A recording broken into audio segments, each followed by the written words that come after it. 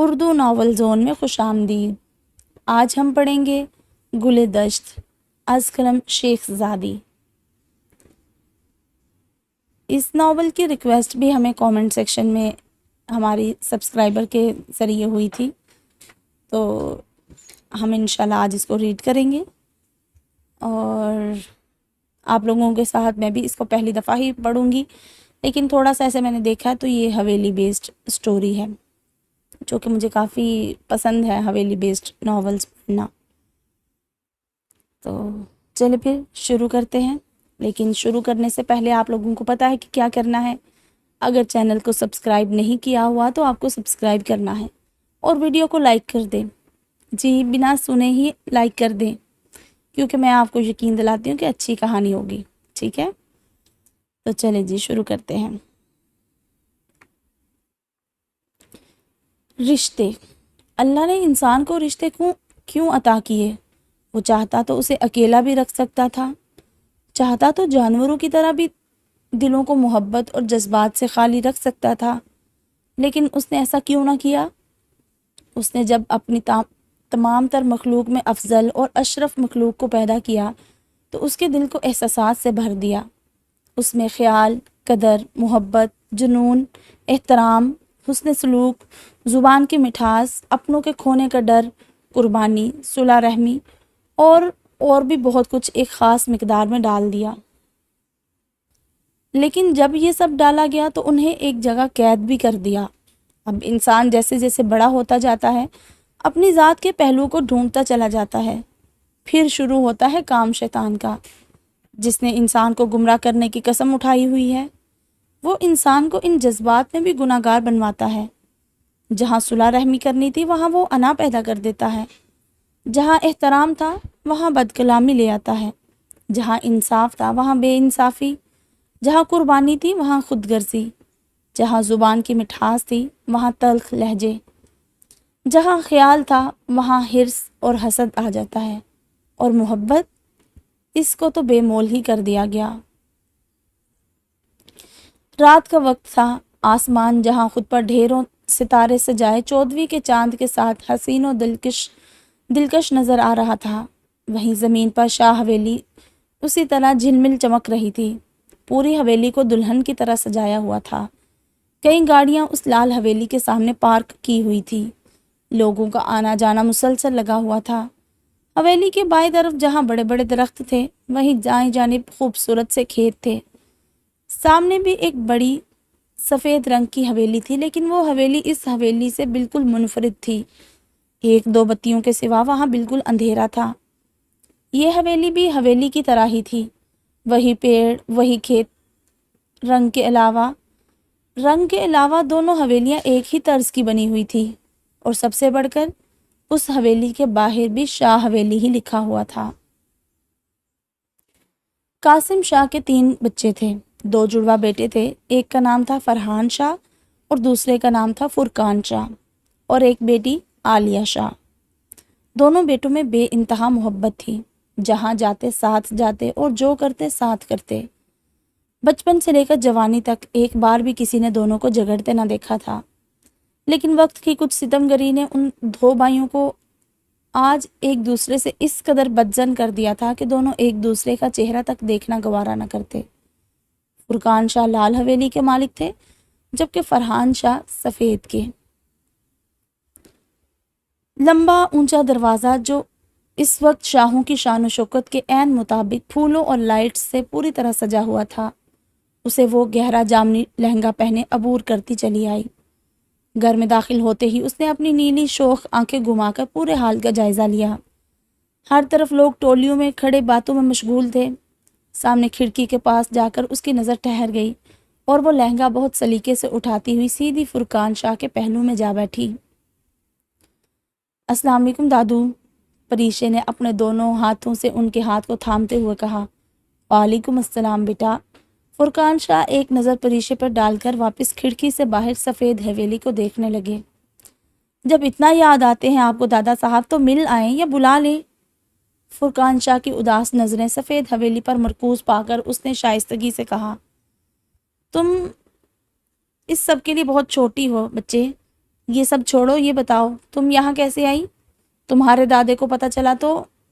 فرقان صاحب اپنے بھائی کو جانتے تھے، تبھی اس معصوم سی چڑیا کی فکر کرنے لگے جو کبھی اس ڈال تو کبھی اس ڈال۔ اسے کیا کوئی سرحد روکتی؟ او ہو دادو، آپ بھی نا، مجھے ڈر نہیں لگتا، اور مجھے کون روک سکتا ہے بھلا؟ جس کو نہیں ملنا نہ ملے، جب میں ان پر زبردستی نہیں کر رہی تو وہ بھی نہ کریں، پریشے اپنے مخصوص شرارتی انداز میں بولی۔ اچھا صرف تم آئی ہو اور کوئی نہیں آیا؟ فرقان شاہ نے ہال میں اپنی نظروں سے کسی کو ڈھونڈتے ہوئے کہا۔ ہاں جیسے بڑا بلایا تھا آپ نے، پریشے ناراض ہوتے ہوئے منہ بنا کر بولی۔ یہ تو میں ہوں جو آ جاتی ہوں، ورنہ یہاں تو آپ سب کی ناک ہی بیچ میں آ جاتی ہے۔ پریشے، پیچھے سے کسی نے روبدار لہجے میں پریشے کا نام پکارا تو وہ گھبرا کر مڑی۔ بڑوں سے ایسے بات کرتے ہیں؟ ظفر شاہ سفید رنگ کا کرتا پاجامہ پہنے، شال سائڈ پر کندھوں پر لٹکائے پریشے سے مخاطب تھے۔ ارے چاچو، السلام علیکم، پریشے نے گھبراتے ہوئے سلام کیا۔ پریشے فرقان شاہ کی لاڈلی تھی اور بچپن سے ہی ان سے اسی طرح جو منہ میں آتا بول دیا کرتی تھی۔ وہ کبھی اس کی باتوں کو برا نہ مانتے۔ آخر بھائی کے گھر سے کسی نہ کسی طرح ایک نازک سی ڈور جو بندی تھی، وہ کبھی اس ڈور کو توڑنا نہیں چاہتے تھے۔ ارے بیٹا چھوڑو اسے، مت ڈانٹو، سچ ہی تو کہہ رہی ہے۔ شاید قدم آگے بڑھانا اتنا مشکل بھی نہ ہو، لیکن انا کے ہاتھوں مجبور ہم آخر کریں بھی تو کیا؟ فرقان شاہ کی بوڑھی آنکھوں میں یہ کہتے دو موتی ابھر آئے۔ چاچو اچھا اب نہیں بولوں گی ایسے، پریشے فوراً ہی اٹھ کر کان پکڑتے ہوئے بولی۔ نہ بیٹا جی نہ، یہ نہیں کرو، اب بڑی ہو گئی ہو۔ کوثر بیگم فوراً ہی پریشے کو ایسا کرتے دیکھ اس کے ہاتھ کان سے ہٹاتے ہوئے بولی۔ ہاں بیٹا ایسا نہ کرو۔ فرقان شاہ بھی شفقت سے اس کے سر پر ہاتھ پھیرتے ہوئے بولے۔ باقی سب کہاں ہیں آنٹی؟ پریشے نے کان سے ہاتھ ہٹاتے ہوئے کہا۔ بیٹا لڑکیاں اوپر فاریہ کے ساتھ ہیں اور لڑکے یہیں ہوں گے، چلے میں خود ڈھونڈ لیتی ہوں۔ پریشے اپنا لہنگا سنبھالتی اوپر سیڑھیاں چڑھنے لگی۔ بابا خوشی کے دن آپ کیا باتیں لے کر بیٹھ گئے؟ ظفر نے بہت احترام سے اپنے بابا کے کندھے پر ہاتھ رکھتے ہوئے کہا۔ بیٹا اپنوں کی یاد سب سے زیادہ خوشی اور غمی میں ہی تو آتی ہے، ورنہ تو وقت گزر ہی جاتا ہے۔ فرقان شاہ اپنی ویل چیئر پر کھڑکی سے باہر ہال کی جانب بڑھتے ہوئے بولے۔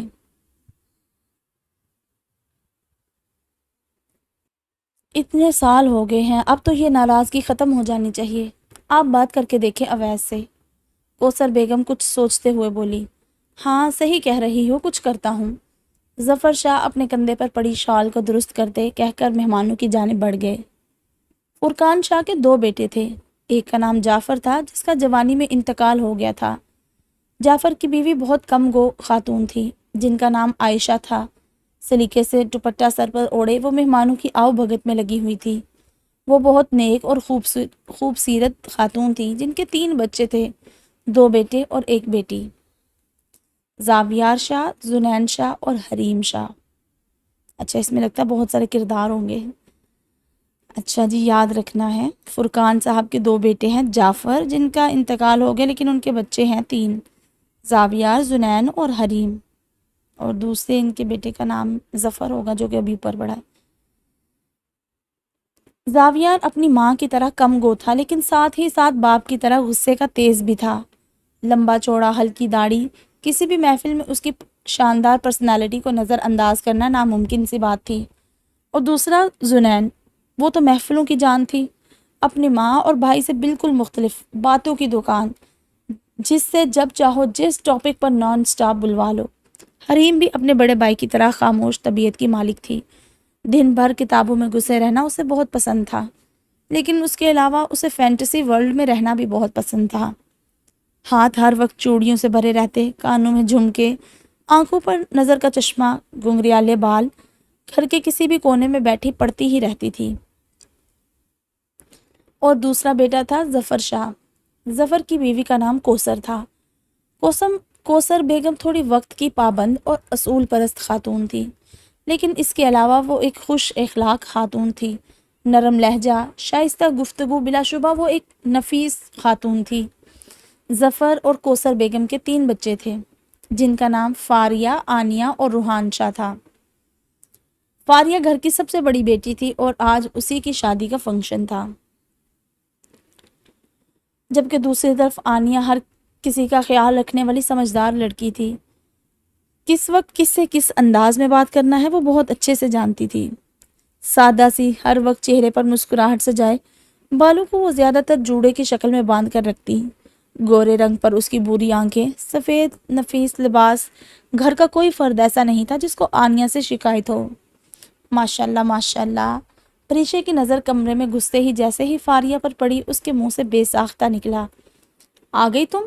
اتنی دیر سے انتظار کر رہی تھی۔ آنیہ فوراً ہی پریشے کی طرف غصے سے بڑھ کر بولی، او میڈم، کبھی پاکستان اور انڈیا کا سرحد پار کیا ہے؟ نہیں نا، بس سمجھ لو وہی پار کر کے آئی ہوں۔ پریشے نے آنکھوں پر بل ڈالے کہا، ہاں ہاں بڑی آئی، پورا دن تو یہیں رہتی ہے اور سرحد پار کر کے آئی ہوں۔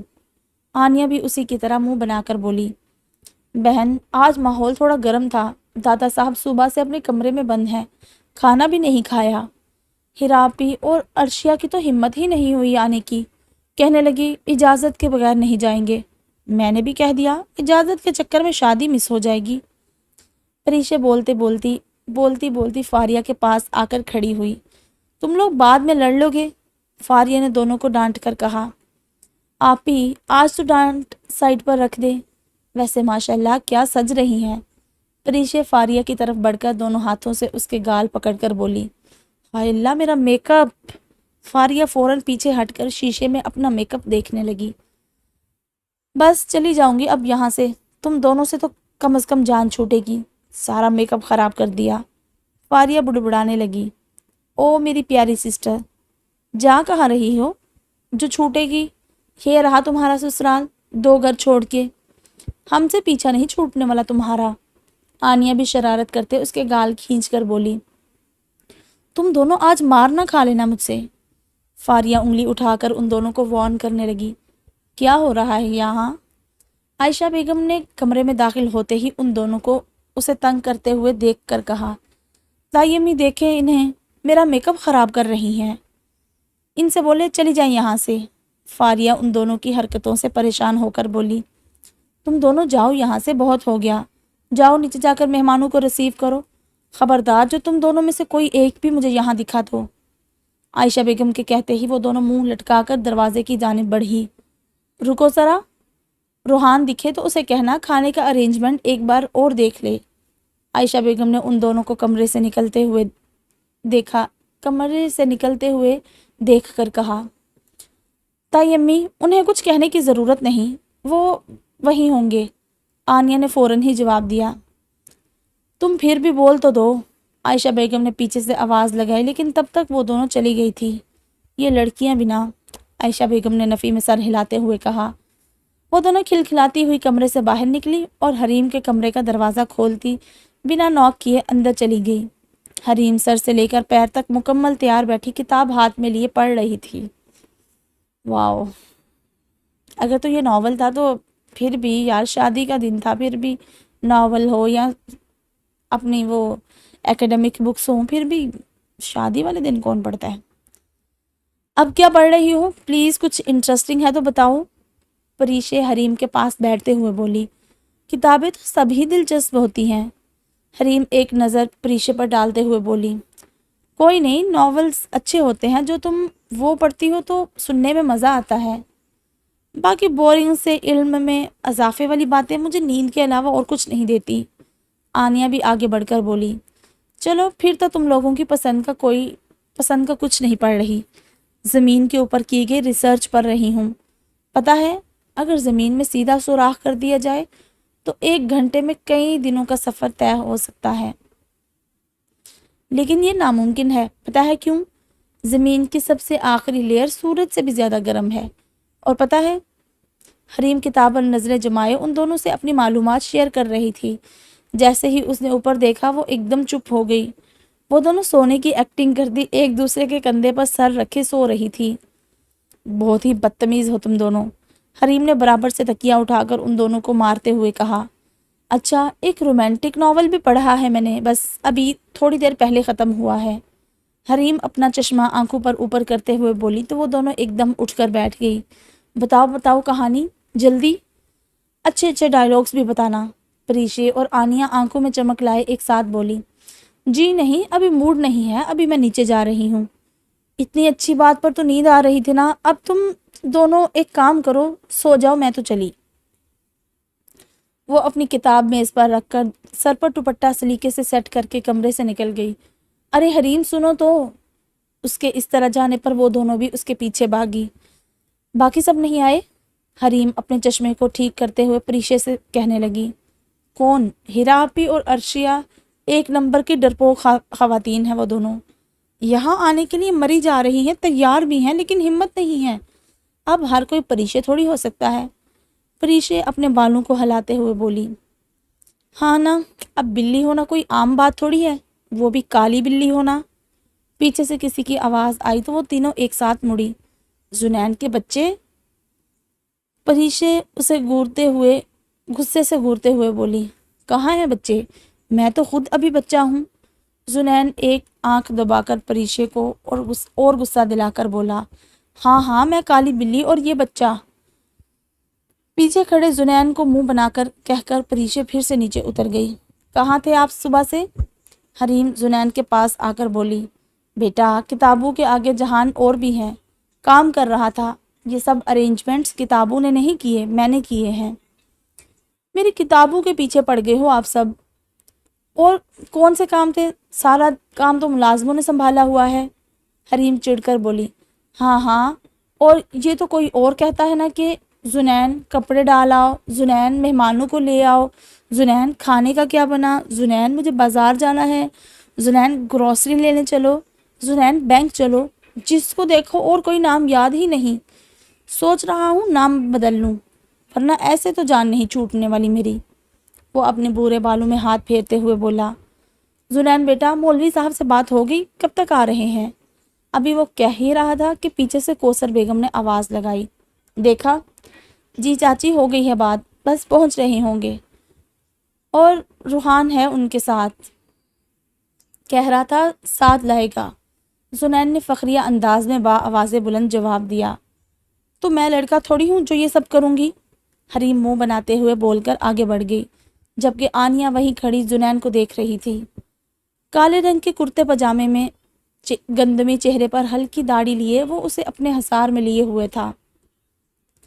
زنین بھی یہ بات بہت اچھے سے جانتا تھا کہ آنیا اس کے لیے اپنے دل میں جذبات رکھتی ہے، اور اس وقت اسے خود پر آنیا کی محبت بری نظریں صاف محسوس ہو رہی تھی، اور اس بات سے انکار اسے بھی نہ تھا کہ اس کے دل میں بھی آنیا کے لیے جذبات تھے، بس وہ دونوں شاید اس وقت اقرار کے لیے تیار نہ تھے، اس لیے اپنی اپنی خواہشات کو دل میں دبائے بیٹھے تھے اور صحیح وقت کے آنے کا انتظار کر رہے تھے۔ آنیا تم یہاں کیا کر رہی ہو؟ چلو نیچے۔ حریم نے آنیا کو جھنجھوڑا اور ہاتھ سے کھینچ کر نیچے لے آئی۔ بیٹا صرف تم ہی نہیں ہو ایک سفید حویلی میں بہادر، ایک اور بھی ہے۔ حریم پریشے کے پاس آ کر بولی۔ کون؟ پریشے کو حیرت کا جھٹکا لگا۔ ہیرا آپی اور عرشیہ سے تو مجھے امید نہیں، اور ہان بھائی؟ پریشے کڑی سے کڑی ملانے لگی، کیونکہ اورحان صبح سے ہی غائب تھا۔ جی جناب، زنین کے ساتھ تھے وہ۔ آنیا کے دل نے ایک بیٹ مس کی تھی زنین کا نام لینے پر۔ دیکھ یوں بلش کرے گی تو پکڑی جائے گی۔ پریشے نے آنیا کے کان کے پاس آ کر سرگوشی کی۔ کیا کہہ رہی ہو؟ یہ مجھے بھی بتاؤ۔ حریم آگے بڑھ کر بولی۔ پاگل ہے یہ، اس کو چھوڑو، بارات کب تک آنے والی ہے؟ یار بھوک لگ رہی ہے۔ آنیا نے فوراً ہی بات بدلی۔ لو، اس کی بہن آج رخصت ہو جائے گی اور اسے کھانے کی پڑی ہے، حد ہے۔ حریم نے سر پر ہاتھ مار کر کہا۔ بارات آ گئی۔ ابھی وہ سب لوگ کھڑے باتیں ہی کر رہے تھے کہ کسی نے آواز لگائی۔ پوری گلی ڈھول کی آواز سے گونج رہی تھی۔ فاریہ کی شادی شاہوں کے پرانے دوست رئیس چودھری کے بڑے بیٹے رمیز چودھری سے ہو رہی تھی۔ بارات کا استقبال بڑی شان و شوکت سے کیا گیا اور اب نکاح کا وقت ہو گیا تھا۔ عائشہ بیگم کی نظریں مسلسل سب مہمانوں میں کسی کو ڈھونڈ رہی تھی۔ کیا ہوا امی؟ حریم عائشہ بیگم کے پاس آ کر بولی۔ بیٹا تمہارا بھائی نہیں دکھ رہا۔ زنین بھائی تو وہ رہے۔ ہاں، بھائی جان نہیں دکھ رہے۔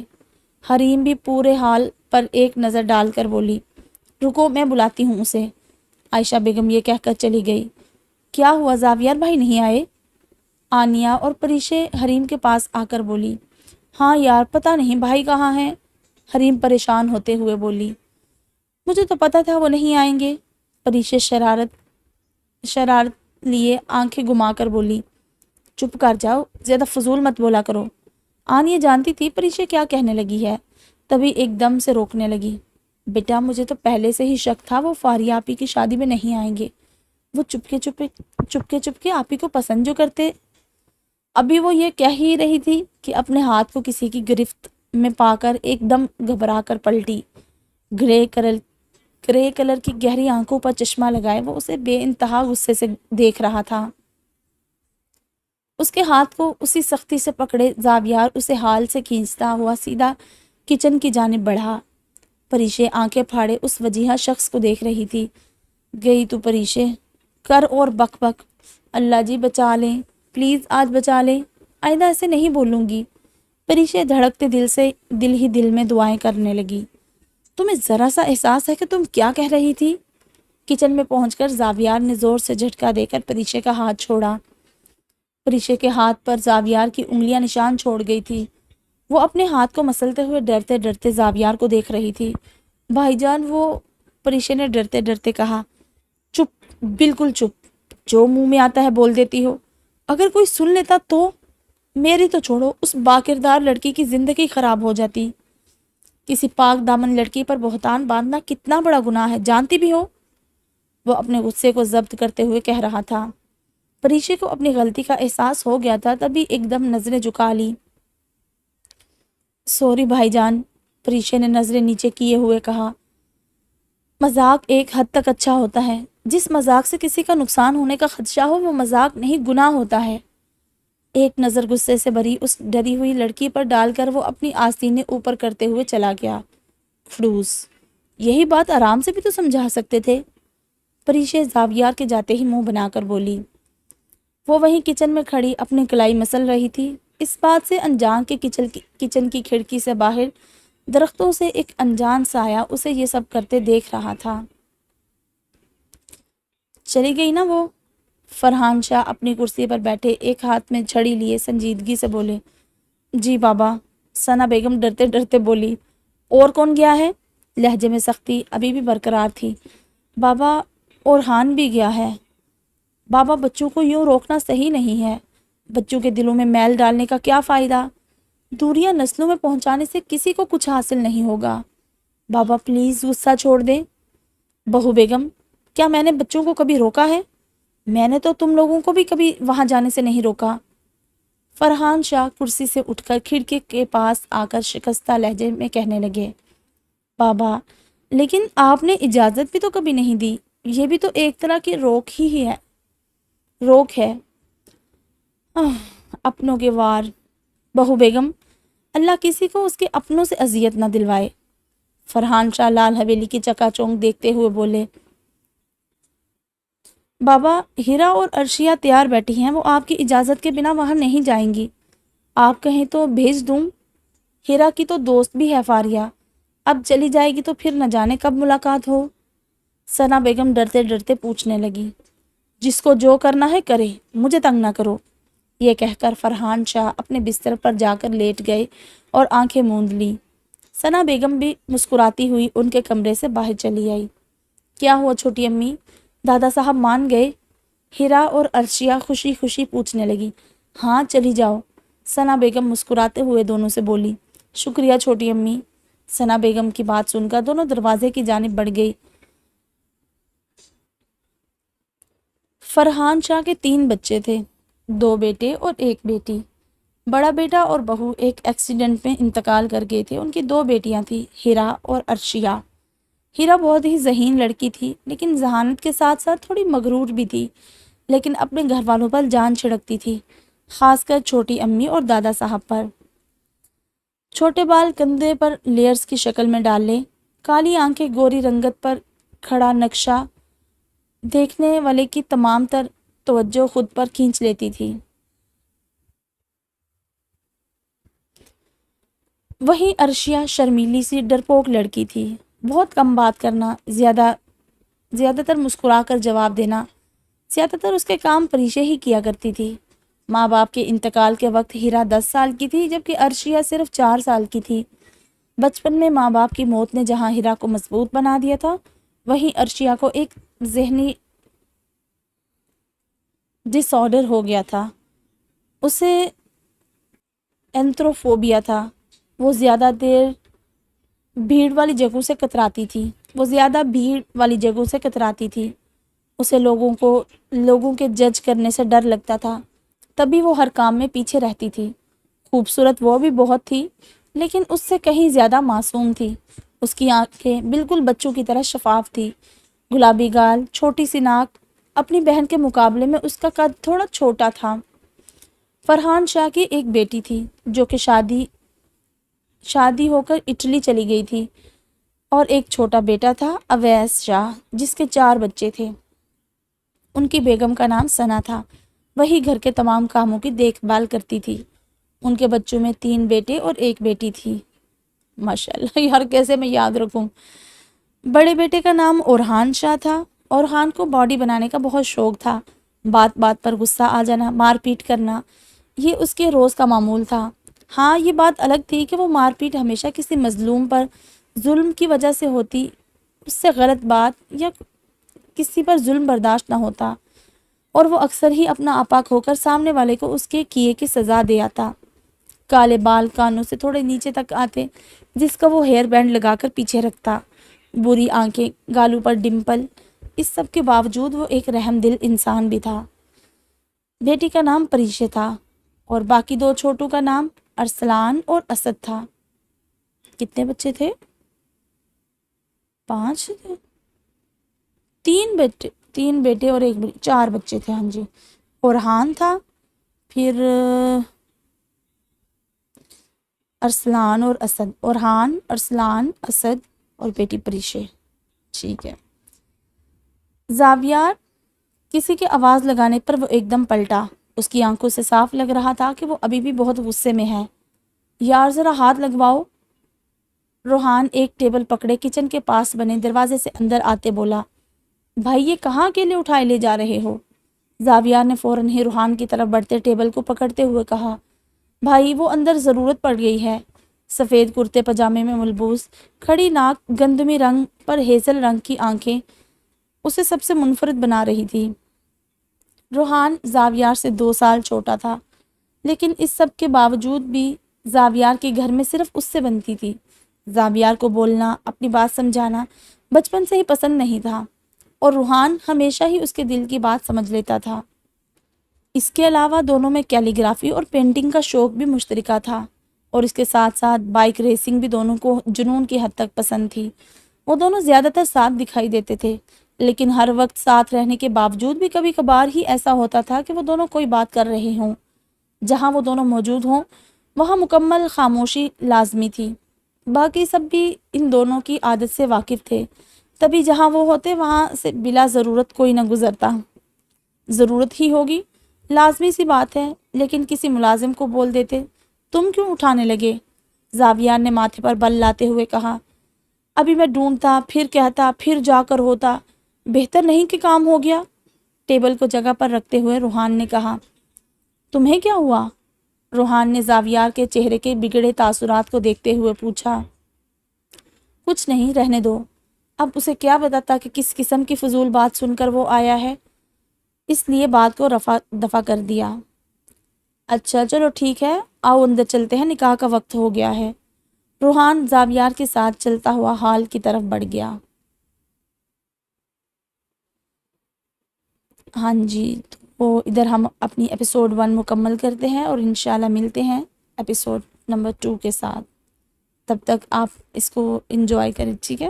اور چینل کو سبسکرائب کر دیں اگر نہیں کیا ہوا ابھی تک۔ اوکے جی، اللہ حافظ۔